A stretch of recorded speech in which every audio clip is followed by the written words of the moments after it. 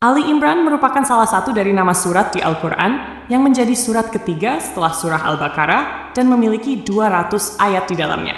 Membaca surah Ali Imran ini memiliki banyak keutamaan. Salah satunya adalah mendapatkan syafaat di hari akhir nanti. Tapi tahukah teman-teman mengapa ayat ketiga ini dinamakan Ali Imran? Dan tahukah siapa ini? Lantas, mengapa namanya ini sampai diabadikan di Al-Quran? Untuk itu, di video ini kita akan membahas tentang keluarga Imran. Bismillahirrahmanirrahim. Assalamualaikum warahmatullahi wabarakatuh, sobat yang dimuliakan Allah. Semoga kita selalu dalam keadaan sehat walafiat. Amin ya rabbal alamin. Ali Imran ini jika diterjemahkan Al atau Ali, itu artinya keluarga atau pengikut. Singkatan dari Al seperti Ahlus Sunnah artinya pengikut sunnah. Terus jika keduanya digabungkan memiliki arti Ali Imran atau keluarganya Imran. Maka siapakah Imran ini? Ada dua perbedaan pendapat dari para ulama mengenai siapakah keluarga Imran ini. Pendapat pertama mengatakan bahwa keluarga Imran ini adalah keluarganya Nabi Musa alaihissalam. Karena Musa bin Imran. Imran ini bapaknya dari Nabi Musa alaihissalam. Sementara pendapat yang kedua mengatakan bahwa yang dimaksud dengan Ali Imran ini adalah bapaknya Maryam, ibu dari Nabi Isa alaihissalam. Hal ini karena di Al-Quran setelah Allah bercerita tentang keluarga Imran, kemudian Allah lanjutkan ceritanya mengenai Maryam dan Isa. Makanya, sekarang kita akan bahas Ali Imran ini dengan sudut pandang keluarganya Nabi Isa. Kisah ini terdapat di dalam Al-Quran surah ketiga. Karena beberapa isi dari Al-Quran memang sebagian menceritakan tentang sejarah, dan sejarah yang diceritakan Al-Quran adalah sejarah yang paling akurat. Karena Al-Quran bersumber dari sang pemilik sejarah, Allah Subhanahu wa Ta'ala. Bahkan ada beberapa sejarah yang tidak bisa dituliskan manusia, namun di Al-Quran ini ada. Bayangkan saja, siapa yang sanggup menuliskan sejarah dari penciptaan Nabi Adam kalau bukan Allah? Satu-satunya yang dapat menciptakannya. Imran ini adalah seorang lelaki dari kalangan Bani Israel ketika itu.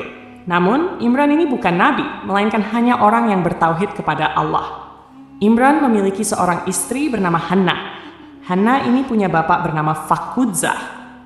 Jadi, Hannah binti Fakudzah. Nah, Hannah ini punya saudara, yang mana saudaranya ini adalah nabi yang ketika itu dikenal sebagai ahli yang berdomisili di suatu tempat ibadah. Dan hidupnya difokuskan untuk mengabdi kepada Allah Subhanahu wa Ta'ala. Pada waktu itu, ahli ini bertugas mengurus tempat-tempat ibadah. Sehingga dari garis keturunan ini, Hannah adalah iparnya dari Nabi Zakaria. Suatu hari, ketika Hannah sedang berteduh di bawah sebuah pohon, ia melihat ada induk burung yang sedang memberi makan anaknya. Dari sinilah timbul hasrat dari Hannah untuk punya anak lagi. Lantas Hannah berdoa kepada Allah. Ketika Hannah berikrar kepada Allah, itu sangatlah tulus. Dan dengan izin Allah, doanya pun dikabulkan. Hingga akhirnya, Hannah pun mengandung. Saat masa kehamilannya, Hannah berkata kepada Allah, "Ya Allah, aku berikrar bahwa apa yang ada di dalam perutku ini akan menjadi seorang lelaki atau pelayan di Baitul Maqdis." Yang dimaksud dengan pelayan di sini adalah seorang pengurus atau alim untuk Baitul Maqdis. Jadi, sebelum anaknya dilahirkan, Hannah sudah menyerahkan anak tersebut untuk hanya fokus beribadah dan meninggalkan segala sesuatu yang berbau dunia, serta senantiasa hanya beribadah pada Allah selama hidupnya. Inilah ungkapan rasa syukur Hannah kepada Allah karena bisa mengandung dan akan segera mempunyai anak. Tatkala suatu hari lahirlah anaknya Hannah ini. Namun, yang lahir bukanlah anak laki-laki, melainkan seorang anak perempuan. Dan Allah takdirkan sebelum anak ini lahir, suaminya Hannah yang bernama Imran telah meninggal dunia. Maka ketika bayi itu lahir, ia langsung menjadi yatim. Lalu setelah Hannah mengetahui bayinya ini perempuan, ia berdoa lagi kepada Allah. "Ya Rab, aku melahirkan anak perempuan, dan engkau lebih tahu bahwasanya anak-anak laki-laki tidak sama dengan anak perempuan." Maksudnya di sini bukan berarti anak perempuan lebih rendah dari anak laki-laki, melainkan hanya Allah yang tahu apa yang terbaik untuk anak ini. Begitu juga dengan anaknya Maryam ini. Mereka berdua akan selalu dilindungi oleh Allah. Biasanya, jika ada bayi yang lahir, setan akan menyentuhnya. Tetapi Allah menjaga Maryam dan keturunannya sehingga mereka terlindungi dari gangguan setan. Ketika Maryam lahir, disebutkan bahwa ayahnya telah meninggal dunia. Saat itu, orang-orang alim di Baitul Maqdis berebut untuk merawat Maryam, karena mereka sangat menghormati Imran sebagai seorang yang syalih dan ulama besar. Di antara orang yang berebutan untuk merawat Maryam, Salah satunya adalah Nabi Zakaria. Diriwayatkan bahwa Nabi Zakaria adalah paman dari Maryam. Karena banyak orang yang ingin merawatnya, maka diadakanlah semacam undian untuk menentukan siapa yang akan menjaga Maryam. Allah mentakdirkan nama Zakaria yang keluar sebagai pemenang undian tersebut. Akhirnya, Nabi Zakaria lah yang bertugas merawat Maryam hingga dewasa. Nabi Zakaria kemudian membuatkan sebuah mihrab khusus di Baitul Maqdis untuk Maryam. Mihrab di sini dimaksudkan sebagai tempat khusus untuk beribadah. Tempatnya dibuat agak tinggi, sehingga untuk masuk ke dalam mihrabnya Maryam, seseorang harus menaiki beberapa anak tangga. Jadi mihrab ini sekaligus menjadi tempat tinggal Maryam. Sehari-harinya Maryam selalu berada di dalam mihrabnya. Karena itu ia selalu terjaga auratnya dari siapapun yang hendak melihatnya. Tidak ada seorang pun yang bisa berjumpa dengan Maryam saat itu, kecuali Nabi Zakaria sih, karena beliau yang diberikan amanah untuk merawatnya.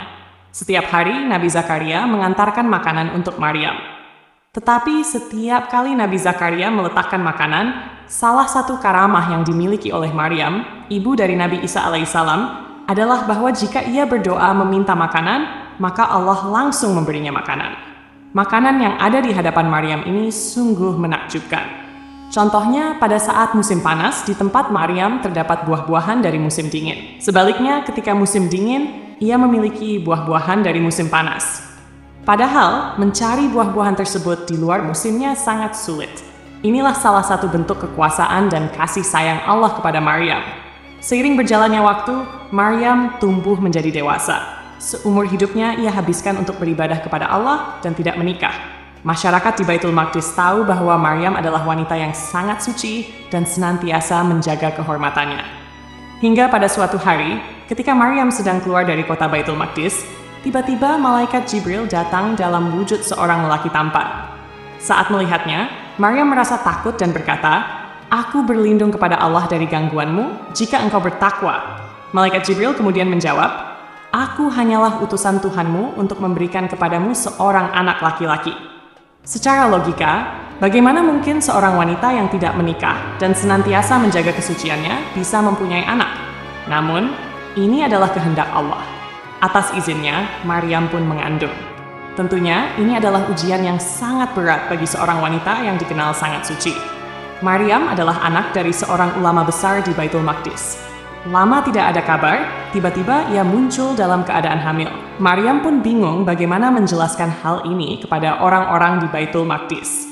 Karena kondisinya, Maryam akhirnya memutuskan untuk menjauh dari orang-orang, karena ia masih belum tahu harus berkata apa tentang kejadian ini. Banyak orang yang pasti tidak akan mempercayai cerita sebenarnya tentang peristiwa kehamilannya.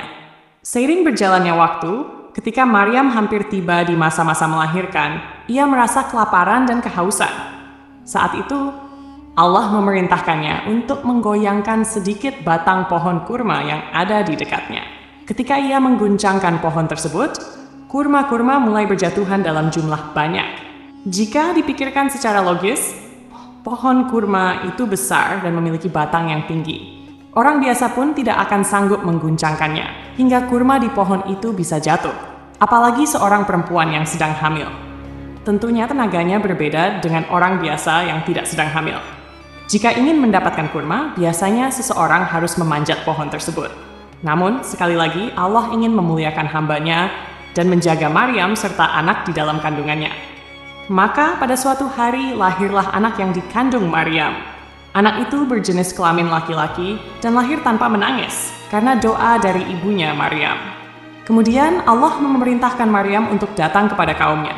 Maka Maryam pun kembali ke Baitul Maqdis sambil menggendong anaknya. Allah juga memerintahkannya bahwa jika ada seseorang yang bertanya kepadanya tentang anak ini, maka ia harus diam. Di sepanjang perjalanan kembali ke Baitul Maqdis, Maryam dicerca oleh orang-orang yang tak sengaja bertemu dengannya. Mereka berkata, "Wahai Maryam, ayahmu seorang imam besar dan ibumu bukan seorang pezina. Mengapa engkau melakukan kemungkaran yang luar biasa ini?" Namun, Maryam tetap diam dan tidak menanggapi cercaan orang-orang itu. Ia terus berjalan menuju Baitul Maqdis, hingga akhirnya sampai di hadapan kaumnya. Melihat Maryam yang menggendong seorang bayi, mereka semakin marah dan beranggapan bahwa ia telah melakukan perbuatan tercela. Jika Maryam berbicara dan mengatakan bahwa anak ini adalah pemberian dari Allah, tentu tak seorang pun dari mereka yang akan percaya.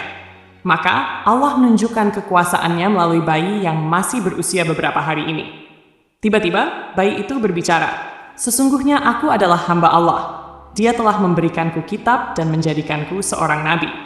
Dia menjadikan aku orang yang diberkahi dimanapun aku berada, dan dia mewajibkan aku mendirikan salat dan membayar zakat selama aku hidup. Dia juga menjadikan aku seorang yang berbakti kepada ibuku, dan dia tidak menjadikan aku orang yang sombong serta durhaka. Keselamatan atas diriku pada hari aku dilahirkan, pada hari aku akan mati, dan pada hari aku akan dibangkitkan dalam keadaan hidup." Perkataan inilah yang membantah anggapan bahwa Nabi Isa adalah anak Tuhan. Apalagi yang menganggapnya sebagai Tuhan. Nabi Isa adalah manusia, sama seperti kita, yang diwajibkan untuk salat dan membayar zakat. Bayi yang berbicara itu kelak akan menjadi seorang nabi yang senantiasa bertauhid, dan di akhir zaman akan dibangkitkan kembali untuk membunuh Dajjal. Insya Allah di lain kesempatan kita akan membahas kisah lebih lanjut tentang Nabi Isa. Oke, jadi itulah cerita kita kali ini mengenai seorang hamba Allah yang bernama Imran, yang disebutkan dalam Al-Quran surah Ali Imran. Semoga kisah ini menjadi pengetahuan dan manfaat bagi kita semua. Sampai jumpa di kisah-kisah seru dan penuh makna selanjutnya. Lebih dan kurangnya mohon dimaafkan. Nyimpan. Yang benar datangnya dari Allah Subhanahu wa Ta'ala, dan jika ada kesalahan, itu berasal dari saya pribadi sebagai manusia biasa. Wassalamualaikum warahmatullahi wabarakatuh.